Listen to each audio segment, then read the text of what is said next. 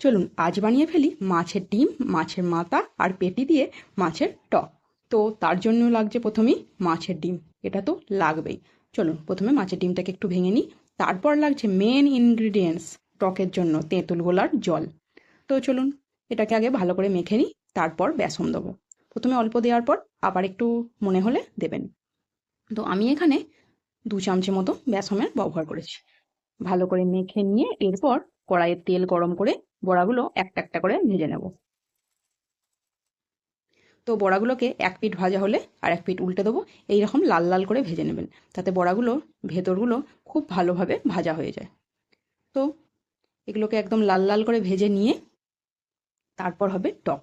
তো টকটা হবে কিন্তু একদমই তেল ছাড়া, শুধুমাত্র এই বড়াগুলো ভাজতেই যেটুকু আমি তেলের ব্যবহার করেছি। টকটা করতে কিন্তু আমি তেলের ব্যবহার করবই না। এই যে শুকনো কড়াই দিয়ে দিলাম 5 ফোড়ন আর দিলাম লঙ্কা। এইবার এর মধ্যে আমি দিয়ে দেবো তেঁতুল গোলার জল। এরপর এতে দেব অল্প পরিমাণে হলুদ গুঁড়ো আর দেব নুন। দিয়ে ভালোভাবে এটাকে ফুটিয়ে নেব, তাতে করে হলুদের কাঁচা যে গন্ধটা সেটাও চলে যাবে এবং এর কালারটাও ভালো আসবে। যদি মনে হয় জল কম, তখন একটু জল মিশিয়ে নিতে পারেন।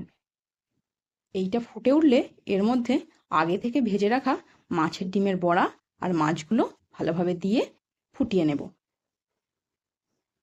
চলুন এইটা ভালোভাবে ফুটে উঠলে তারপর এর মধ্যে মিষ্টির ব্যবহার করব। আমি এখানে মিষ্টি হিসাবে গুড়ের ব্যবহার করছি।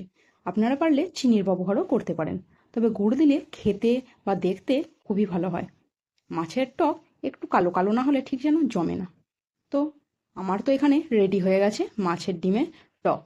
এই যে আমার মাছের ডিমের টক একদম রেডি। চলুন গরম গরম ভাতে খেয়ে ফেলি। তো আমার ভিডিও যদি আপনাদের ভালো লেগে থাকে তাহলে অবশ্যই কমেন্ট করে জানাবেন।